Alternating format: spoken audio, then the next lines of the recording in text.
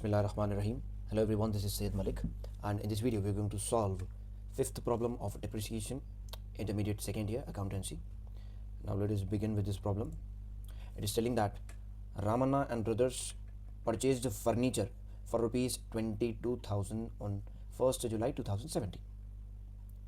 Erection charges paid for rupees 3,000 and paid for carriage rupees 5,000.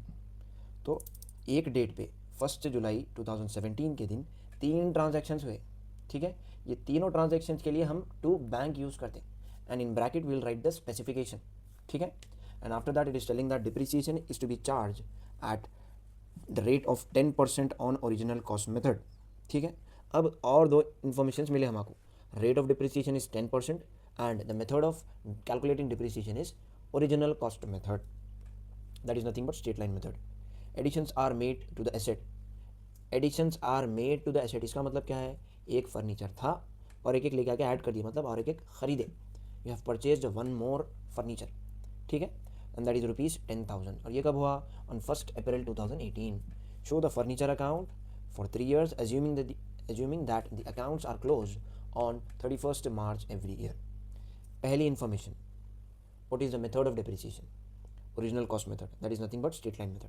दूसरी information जो question में से एक्सट्रैक्ट करना है, that is rate of depreciation, that is 10% as per this question.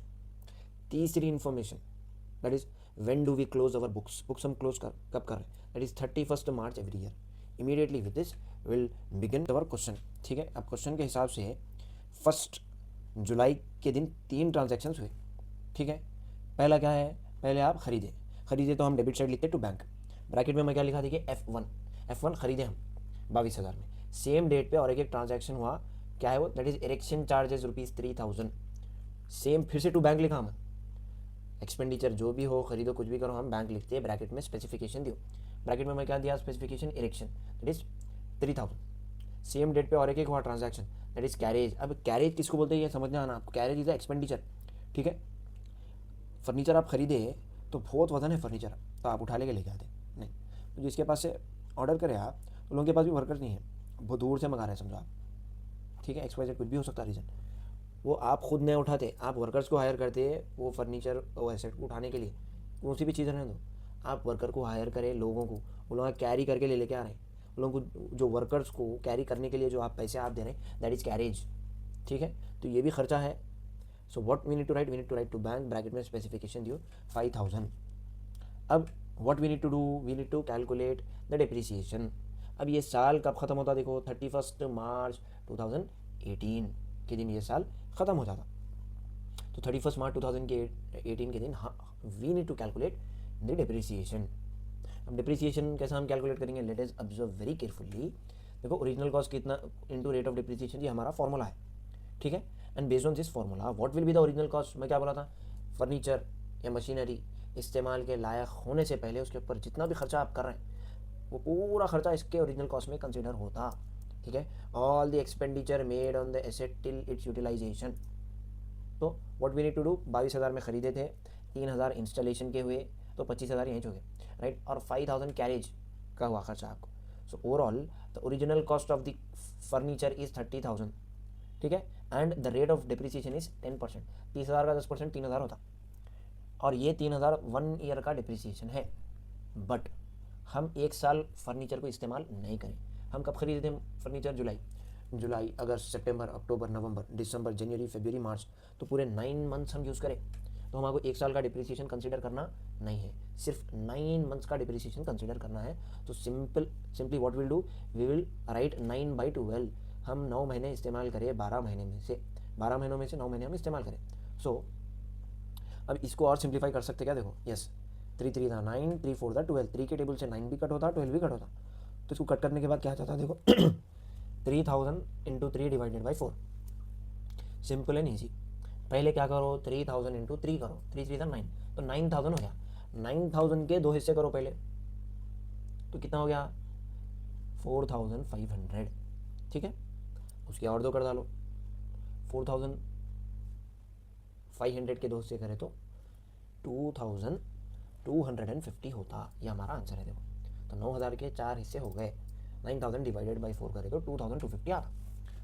तो now we will write the depreciation of F1 for the first year that is 2250। अब हम क्या करते हैं, बैलेंस मालूम करते हैं। उसके लिए टोटल करो, जो टोटल ज़्यादा आ रहा हो दोनों तरफ लिख डालो। तो if you observe carefully, debit side का टोटल ज़्यादा है, दैट इज़ 30,000। इसको हम क्रेडिट साइड भी लिख देते हैं, ठीक है। And from this 30,000 we need to subtract the depreciation amount to get gross to balance carried down, ठीक है। बैलेंस कैरिड डाउन कितना आता, 27,750। अब बैलेंस कैरिड डाउन लिखे तो ब्रॉट डाउन करना ये हमारी ड्यूटी है। So it will jump from the credit side and move towards the debit side below the total, that is 27,750। और इसकी डेट बदल जाती, मार्च जाके अप्रैल हो गया, देखो 31 मार्च जाके 1 अप्रैल हो गया, right. So now let us observe in the question when we have add furniture, ठीक है। और एक फर्नीचर जो आप एडिशंस करे थे एसेट को, वो कब करें आप, 1 अप्रैल 2018 के दिन। तो ये क्या है डेट, 1 अप्रैल 2018 है। तो खरीदे तो हम किधर लिखते हैं, डेबिट साइड, क्या लिखते हैं, टू बैंक, ब्रैकेट में आता F2 दैट इज 10,000, ठीक है। अब सेकेंड ईयर में हमारे पास 2 फर्नीचर्स हैं, ठीक है। ये दोनों के ऊपर भी डिप्रिसिएशन कैलकुलेट करना है। नाउ ये साल कब खत्म होता है, देखो दैट इज 31 मार्च 2019। साल खत्म होने से पहले हम बुक्स क्लोज करते, बुक्स क्लोज करने से पहले वी विल कैलकुलेट डिप्रिसिएशन, ठीक है। So the amount of depreciation, let us see the amount of depreciation. ये सेकेंड ईयर चल रहा हमारा। In the second year we can see F1 30,000 है ओरिजिनल कॉस्ट, इंटू 10% कितना हो गया, 3,000 हो गया, राइट। F2 10,000 में खरीदे थे, इंटू 10% 1,000 हो गया। 10% बोल तो एक जीरो हटा दो सीधा सीधा इसमें से तो 4,000 will be the total depreciation for the second year. So directly will write the amount of depreciation in the second year that is 4,000। अब बैलेंस मालूम करना है, टोटल करो, डेबिट साइड का टोटल ज़्यादा है, ये दोनों तरफ आ जाता, दैट इज 37,750, ठीक है। And from this 37,750 we need to deduct 4,000। तो माइनस करें तो what will be the value of balance carried down, 33,750। Carried down लिखते कि ब्रॉट डाउन करना ये आपकी रिस्पॉन्सिबिलिटी है, दैट इज 33,500। डेट इसकी बदल जाती, 31 मार्च जाके 1 अप्रैल हो जाती इसकी date. Now after this what will do, will calculate the depreciation for the third year, ठीक है। ये साल कब खत्म हो रहा, 31 मार्च 2020। थर्ड ईयर में सेम डिप्रिसिएशन आता हमारा, कई को मेथड हमारा ओरिजिनल कॉस्ट है, हर साल ओरिजिनल कॉस्ट पे हम डिप्रिसिएशन कैलकुलेट करते हैं। So for the third year F1 का ओरिजिनल कॉस्ट है 30,000, इसका डिप्रिसिएशन 3,000 होता। F2 का ओरिजिनल कॉस्ट है 10,000, इसका डिप्रिसिएशन 1,000 होता। तो टोटल डिप्रिसिएशन 4,000, राइट, डन। अब आपको क्या करना है, बैलेंस कैरी डाउन मालूम करो। उसके लिए हम टोटल करते हैं, डेबिट साइड ज़्यादा है दैट इज 33,750, इसको क्रेडिट साइड भी लिख देते हैं हम 33,750। And from this 33,750 we need to deduct 4,000, ठीक है। तो हमारा बैलेंस कैरी डाउन आ जाता फॉर द लास्ट ईयर 29,750। अब बैलेंस कैरी डाउन लिखे बाद ब्रॉट डाउन करना ये आपकी रिस्पॉन्सिबिलिटी है।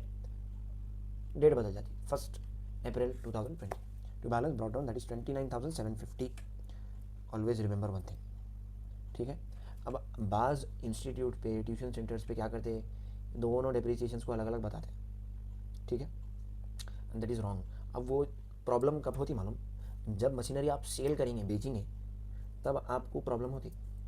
और क्वेश्चन में इन बोर्ड एग्जाम्स 90% प्रॉब्लम्स या तो मशीनरी सेल के, या तो नहीं सेल के आती आती, सेल ऑफ मशीनरी मैंडेटरी आता। तो अभी तक हम नहीं देखे sale of machinery. The next problem will see that. Till then stay connected with Ranks, the institute of commerce. Thank you.